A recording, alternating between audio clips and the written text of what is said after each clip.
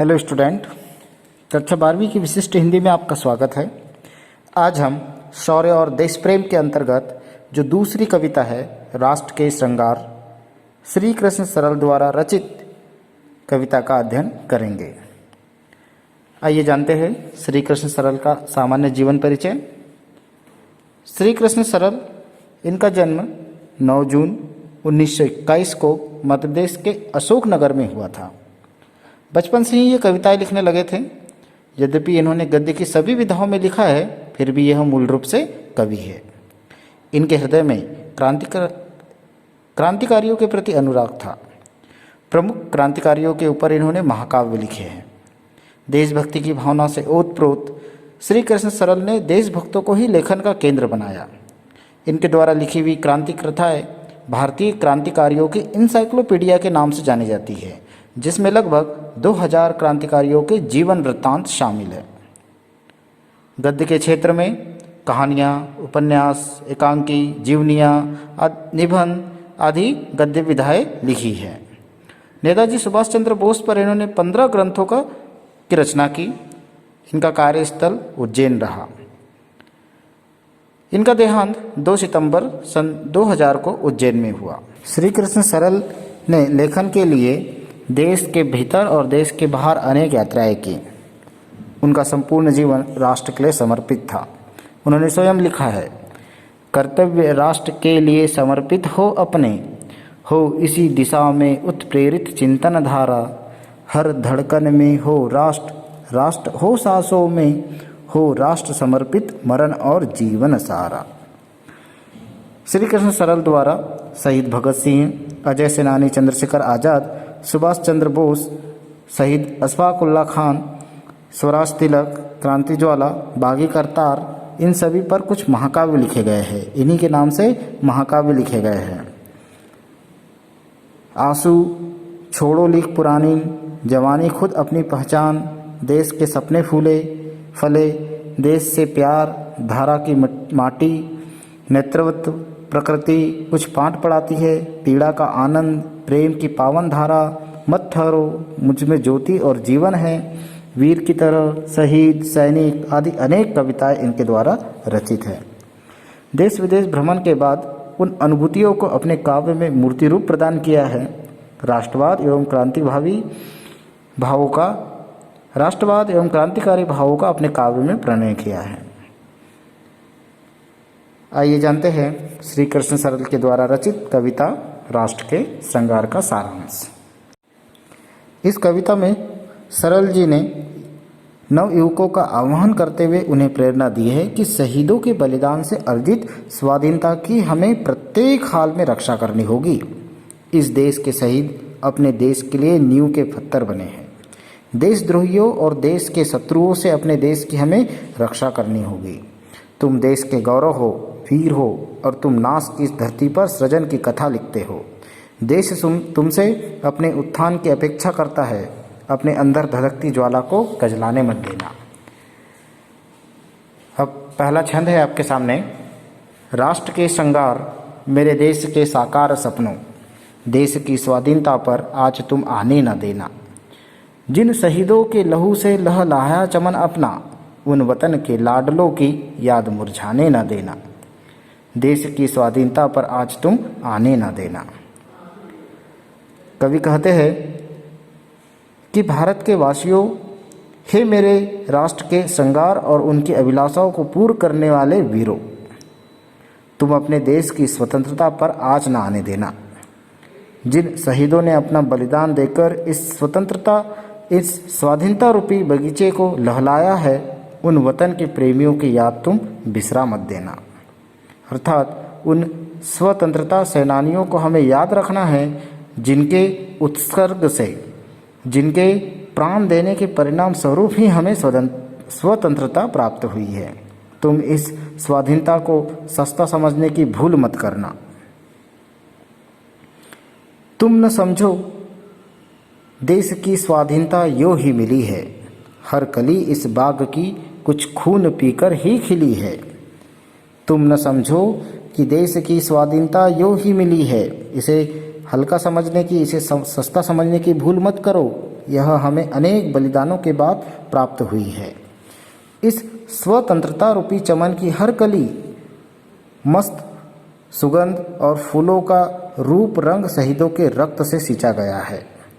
मस्त सौरभ रूप या जो रंग फूलों को मिला है, जो आप ये फूल देख रहे हो, इस चमन के जो फूल है जिसमें सुगंध है, रंग रूप है, यह शहीदों के रक्त की है। यह शहीदों के उबलते खून का ही सिलसिला है। बिछ गए वे नींव में, दीवार के नीचे गड़े हैं। जिस प्रकार नींव का पत्थर स्वयं धरती के नीचे दफन होकर अपने ऊपर सुंदर महल को आकार और स्थायित्व देता है, उसी प्रकार नींव के पत्थर तुम्हें सौगंध अपनी दे रहे। जो धरोहर दी तुम्हें वह हाथ से जाने न देना। देश की स्वाधीनता पर आज तुम आने न देना। जिस प्रकार नींव का पत्थर स्वयं धरती के नीचे दफन होकर अपने ऊपर सुंदर महल को आकार और स्थायित्व देता है, उसी प्रकार उन शहीदों ने अपने देश की स्वतंत्रता के लिए बलिदान कर नींव का पत्थर बनाया है। वे ही शहीद जो नींव के पत्थर बने हैं, अपनी सौगंध देकर उनके द्वारा दी गई अमानत, कौन सी अमानत? देश की स्वाधीनता की अमानत की रक्षा करने के लिए कहते हैं। तुम अपने देश की स्वतंत्रता पर आज आने न देना। इस प्रकार इस पहले छंद में देश प्रेमियों को उत्सर्ग के लिए प्रेरित किया गया है। वीर रस की कविता अत्यंत सरल और सुबोध है। अब दूसरा छंद है। देश के भूगोल पर जब भेड़िए ललचा रहे हो, देश के इतिहास को जब देशद्रोही खा रहे हो, देश का कल्याण गहरी सिसकिया जब भर रहा हो, देश के निर्माण को जब ध्वंस डटकर चल रहा हो। आग यौवन के धनी तुम खिड़कियां शीशे न तोड़ो, भेड़ियों के दांत तोड़ो, गर्दने उनकी मरोड़ो। जो विरासत में मिला वह खून तुमसे कह रहा है, सिंह की खेती किसी भी सियार को खाने न देना। देश की स्वाधीनता पर आज तुम आने न देना। श्री कृष्ण सरल कहते हैं कि देश की भूमि को हड़पने के लिए भेड़िए अर्थात देश के शत्रु ललचा रहे हैं और देश के अंदर रहने वाले देशद्रोही देश के इतिहास से छेड़छाड़ कर उसे विनाश की ओर ले जा रहे हैं। देश की प्रगति देशद्रोहियों के कारण रो रही है, अर्थात प्रगति अपने आप को पतन की ओर अग्रसित होते हुए महसूस कर रही है। देश के निर्माण को उसका बैरी विनाश की ओर ले जा रहा है, निरंतर उसे खाए जा रहा है। विनाश ने अपने विकराल हाथ चारों ओर फैला दिए हैं। ऐसे विकराल समय में कवि उन नव युवकों का आह्वान कर रहा है जिनके हृदय में क्रोध की अग्नि जल रही है। कवि उनसे कहते हैं कि तुम व्यर्थ में आपस में मत लड़ो और न ही देश की संपत्ति को नुकसान पहुंचाकर अपने बल का हास करो। आग यौवन के धनी तुम खिड़कियां शीशे न तोड़ो, भेड़ियों के दांत तोड़ो, गर्दने उनकी मरोड़ो। तुम वीर पूर्वजों की संतान हो। तुम उन देशद्रोहियों के, उन भेड़ियों के दांत ही नहीं बल्कि उनकी गर्दन तोड़कर उन्हें मृत्यु की सैया पर सिला दो। सिंह की खेती को कहीं गिदड़ न खा जाए, कहीं गिदड़ न चर जाए, ऐसा कभी मत होने दो। अर्थात सिंह के समान वीर पुत्रों के देश को कायर पुरुष दिमक की तरह चट कर जाए, ऐसा मत होने दो। हे नवयुवकों, हे वीर पुरुषों, तुम जागो और अपने देश की स्वतंत्रता की रक्षा करो। तीसरा छंद है।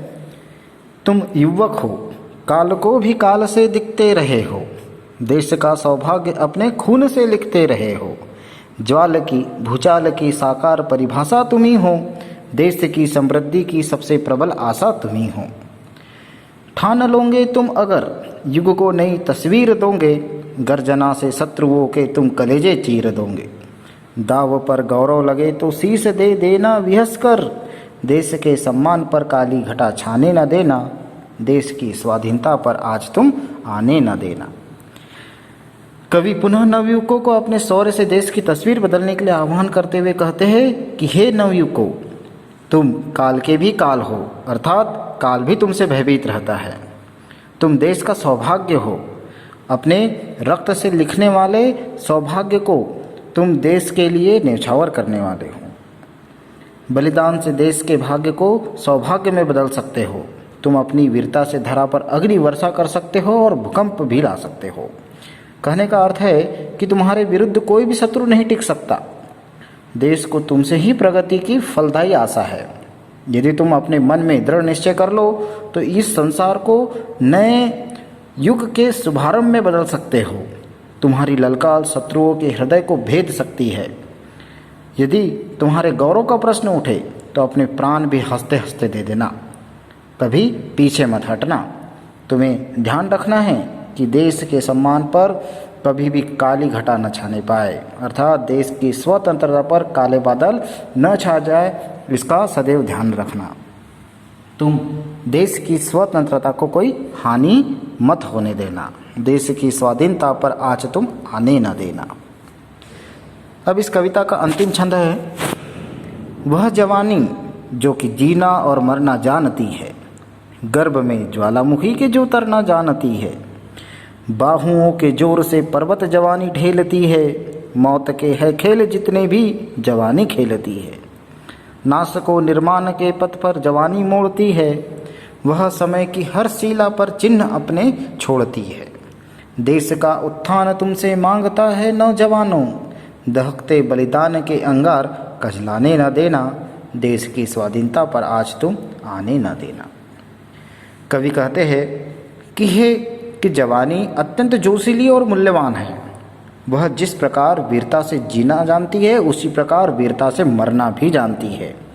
जवानी जो कि जीना और मरना जानती है, वह ज्वालामुखी के अंदर जाने से भी भयभीत नहीं होती, अर्थात विकराल और मृत्यु सम परिस्थितियों में भी अपनी वीरता को प्रदर्शित करती है। बाहुओं के जोर से जवानी पर्वत ढेलती है, अपने भुजाओं के बल से वह पर्वत को भी खिसका सकती है, और जितने भी खतरनाक खेल है उनको जवानी हंसते हंसते खेल देती है। वह अपने देश के विनाश को भी निर्माण के पथ पर मोड़ सकती है, विषम से विषम परिस्थितियों में भी वीरता का परिचय देकर सुखद परिस्थितियों में बदल सकती है। अपने वीरतापूर्ण कार्यों के द्वारा चट्टान पर अपने सुकार्यों के चिन्ह छोड़ देती है, अर्थात जवानी के वीरतापूर्ण कार्य इतिहास के स्वर्ण अक्षरों में लिखे जाते हैं। कवि नवयुवकों से कह रहे हैं कि तुम्हारा देश तुमसे अपने उत्थान की आशा लगाए बैठा है, अतः तुम अपने बलिदान रूपी अंगारों को बुझने मत दो, अपने उत्सर्ग से देश की स्वाधीनता को बनाए रखो। हे जवानों, अपने देश की स्वाधीनता पर आँच मत आने देना,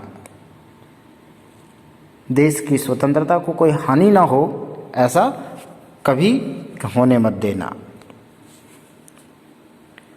इस प्रकार संपूर्ण कविता देश प्रेम का एक अद्भुत उदाहरण है। ओजस्वी उद्घोषण प्रशंसनीय है। वीर रस का सुंदर समायोजन देखने के लिए मिलता है। संपूर्ण कविता में राष्ट्रवादी हैं। श्री कृष्ण सरल के द्वारा लिखी हुई यह कविता समाप्त होती है।